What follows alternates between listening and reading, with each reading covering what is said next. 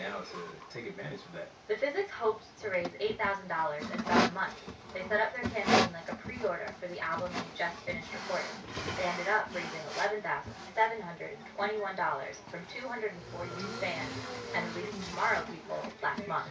You know the name and if you don't, then I'll explain in case you heard about it. Say word of mouth is a celebrator. The minor things in life beyond the monetary, it's a secondary. If my team ain't right, I ain't gon' do it. I'm just through with it. Catch me slipping and through with it. Keep it doing the way that I do it. Come out the blue with it.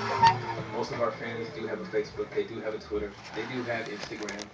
So I think Kickstarter and even all online crowdfunding opportunities, I think for them to work, you have to have a fan base that is easily engageable online. Big says the Physics fan base ranges from kids in high school to people in their 30s. That age group operates comfortably on the web. But an active, engaged audience doesn't necessarily translate to active support. Sinan Arl is a scientist who teaches at New York University's Stern School of Business. Typically in talks, I ask people to raise their hand if they follow Ashton Kutcher on Twitter or know who Ashton Kutcher is, and everyone raises their hand.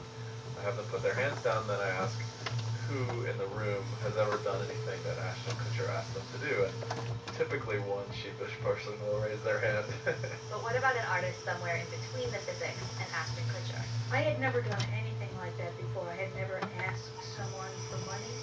There will always have been a record label, or you do a gig and the people would come and they pay. As Terry Roach wrote in an op-ed in the New York Times in June, the job description has vastly changed.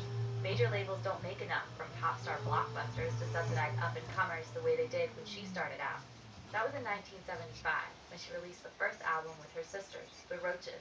They toured constantly and put out more than a dozen records on major labels. But the Roaches stopped working together about a year and a half ago. Terry is now recording an album with her new group, called Afro Jersey.